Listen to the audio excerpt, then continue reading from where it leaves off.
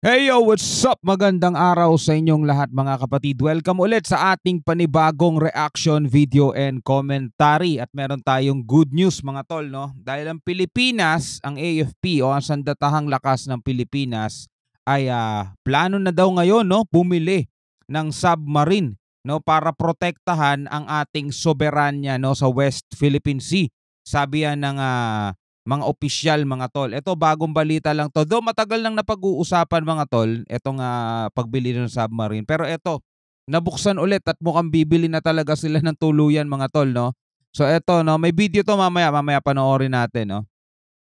To Manila, Philippines President Ferdinand Marcos Jr. Good job again, no, sa ating presidente mga tol.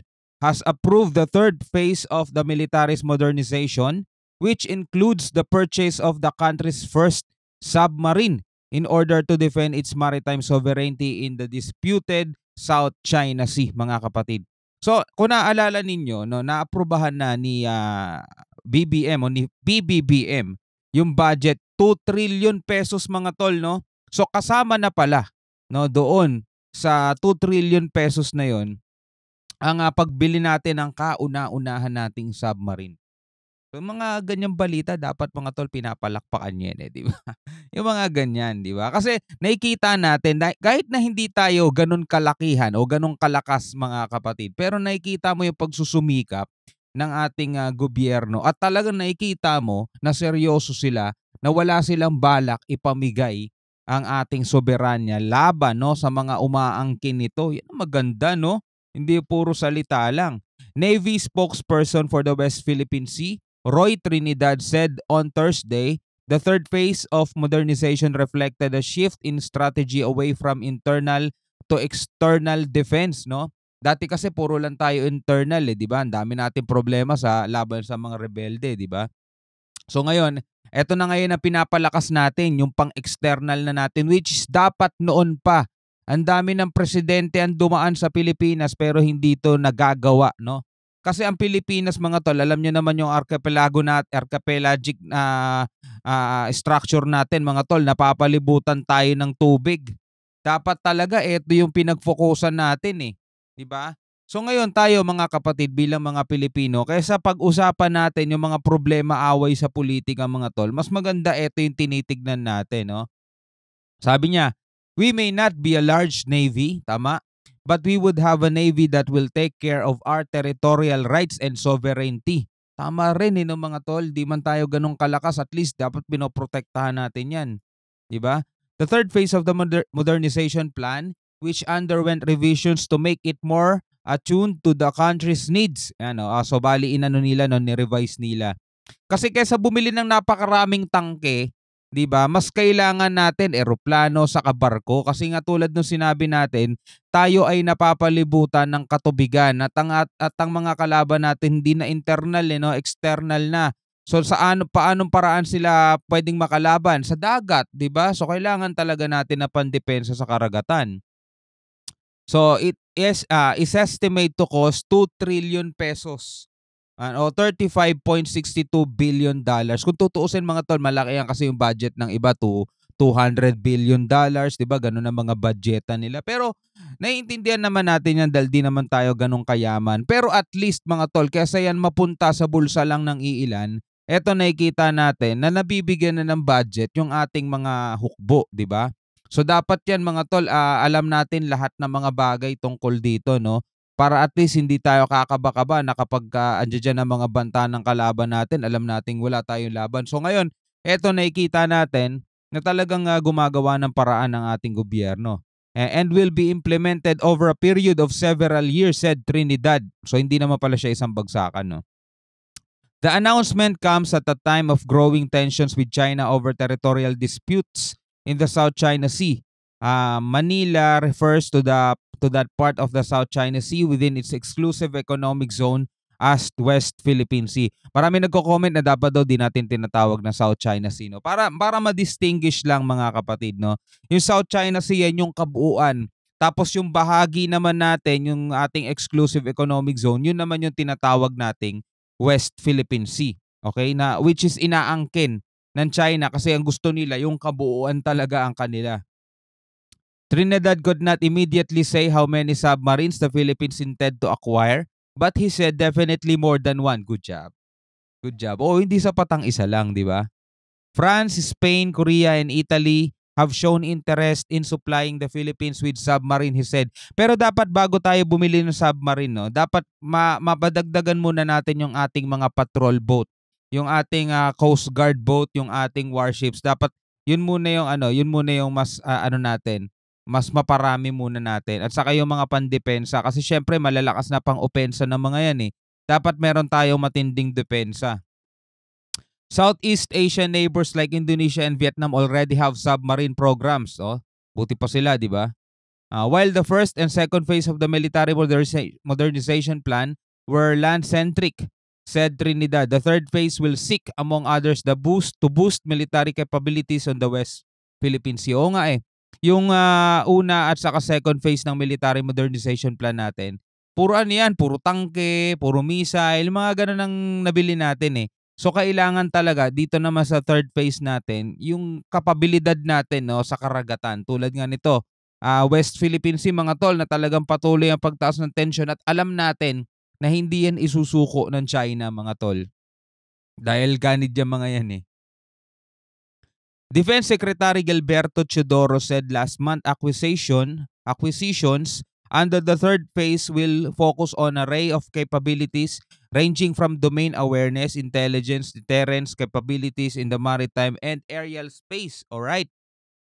So Beijing and Manila have traded sharp accusations in recent months over a succession of run-ins in the South China Sea, where each have overlapping sovereignty claims, including charges that China in December ramped a ship carrying the Philippine Armed Forces Chief of Staff.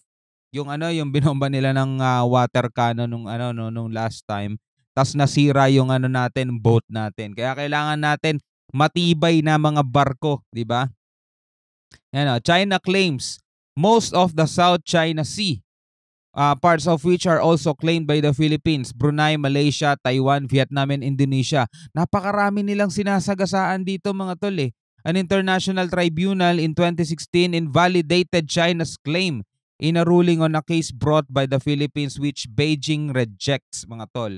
So ito yung ito yung problema sa China mga tol. Hindi lang naman kasi Pilipinas ang nakakabangga nila rito sa sa South China Sea. Kasi marami yan nagki-claim. Kaya nga, eto mga bansang to, biruin mo kung walang UNCLOS ha, kanya-kanyang bakod yan, kanya-kanyang claim yan kung gaano nila kalaki ang gusto nilang sakupin, di ba?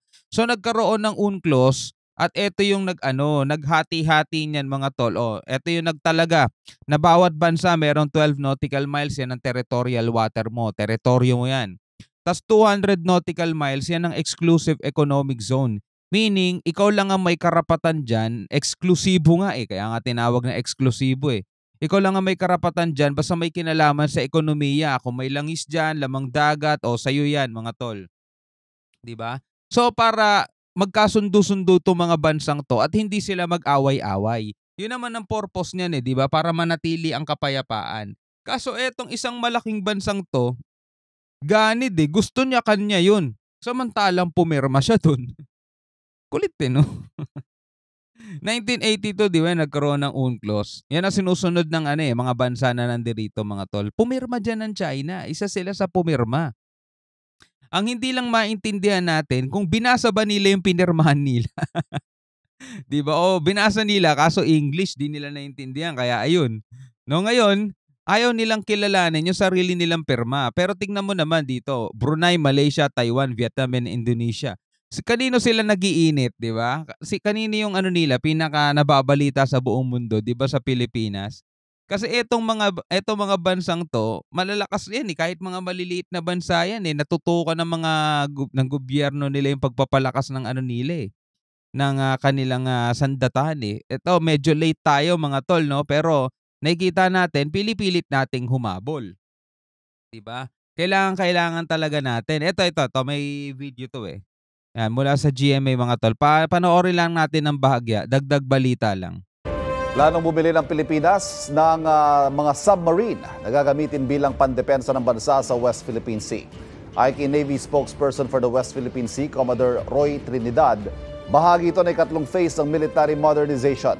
na inaprubahan ni Pangulong Bongbong Marcos. So good job no kay PBBM mga tol. Yan ang dapat mga tol eh. Sabi nga ng mga nagko-comment kung pwede nga lang daw si PBBM manatili na ng tuloy-tuloy for 20 years eh. Baka matuloy-tuloy natin tong pagpapalakas eh. Kasi depende yan sa presidente mga tol eh.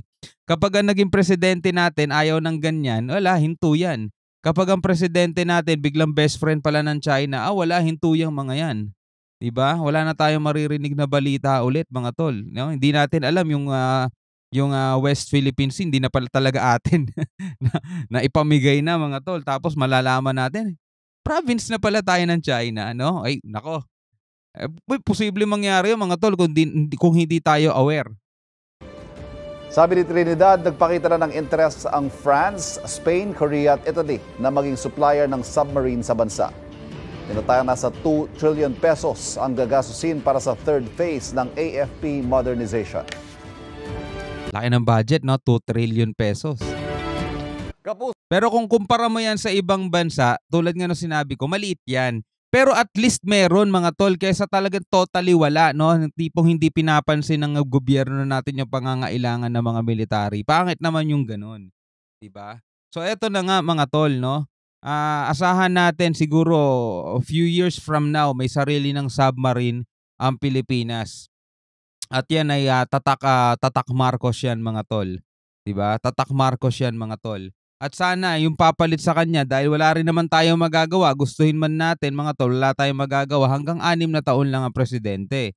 Tapos may papalit diyan syempre. At sana yung papalit ipagpatuloy yung kanyang mga gawain, no. Hindi man yung ibang proyekto na siguro pwedeng hindi naman din masyadong kailangan, pero yung etong mga bagay na to mga tol, no. Ilang presidente na dumaan, sana maipagpatuloy to. Huling-huli talaga ang Pilipinas. Late na late talaga tayo pagdating sa pagpapalakas ng ating sandatahan. At sana yung pagiging presidente natin, no, kung sino man siya, hindi natin alam in the future kung sino man siya. Pero sana ay wag siyang magiging, okay lang makipagkaibigan sa China, pero wag naman maging sunod-sunuran. Na natipong talagang as in babaliwalain niya lahat ng effort ng ating PCG, Navy, AFP para labanan, no, para labanan itong ating katunggali, no, sa pag-angkin nitong West Philippine Sea. Baka kasi pagdating ng panahon mga tol, wala na eh. Sayang naman talaga, no, masasayang ang lahat. Well anyway, maraming salamat sa panonood hanggang sa muli. Ako nga pala si Shobal D. Peace out.